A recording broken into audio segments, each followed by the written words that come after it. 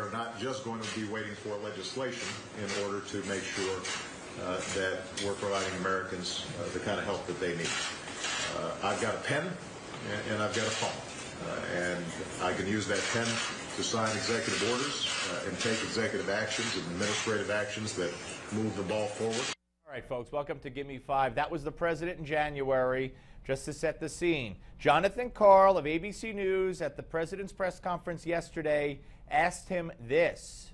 When you were running for president, you said, quote, "The biggest problems we're facing right now have to do with George Bush trying to bring more and more power into the executive branch and not go through Congress at all, and that's what I intend to reverse." So my question to you, has Congress's inability to do anything significant given you a green light to push the limits of executive power, even a duty to do so, or put another way, does it bother you more to be accused of being an imperial president pushing those limits, or to be accused of being a do-nothing president who couldn't get anything done because you faced dysfunctional Congress? No, he didn't like that question, that's for sure. Here's the answer. Well, I think that I never have a green light. I'm bound by the Constitution. I'm bound by separation of powers. There's some things we can't do. Congress has the power of the purse, for example. More. I would love to fund a large infrastructure proposal right now that would put millions of people to work and boost our GDP. We know we've got roads and bridges and airports and electrical grids that need to be rebuilt. Yeah, well, it's very interesting, isn't it? It's very interesting. He backtracks. Oh, there are things I can't do. He's not talking about what he can do or thinks he can do and what he will do. And we know he's going to do it. We know he's going to do it. Now we're talking about the tax code as well. So there's a lot of stuff that he's going to be using that pen for. Here's more. But without the cooperation of Congress, what I can do is speed up permitting process, for example. I can make sure that we're working with the private sector to see if we can channel investment into much-needed projects.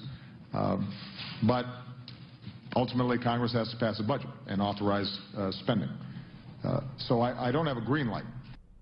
Then what do you have? Like a yellow light? I don't know. Now, it got even better. Jonathan Karl specifically asking about what we believe to be the impending executive order focusing on amnesty for illegals. And here's what the question sounded like. Do you believe you have the power to grant work permits to those who are here illegally, as some of your supporters have suggested? What I certainly recognize with respect to immigration reform, and I've said this in the past, is that we have a broken system. It's under-resourced, and we've got to make choices in terms of how we allocate personnel and resources. So if I'm going to, for example, send more immigration judges down to the border to process some of these unaccompanied children that have arrived at the border, then that's coming from someplace else, and we're going to have to prioritize. That's well within our authorities and prosecutorial discretion. Yeah, well, we'll see. We'll see. He's really tiptoeing around the question in his answer, is he not? I believe he is, and here's the final video. My preference would be an actual comprehensive immigration law, and we already have a bipartisan law that would solve a whole bunch of these problems. Until that happens, I'm going to have to make choices. That's what I was elected to do. Yeah.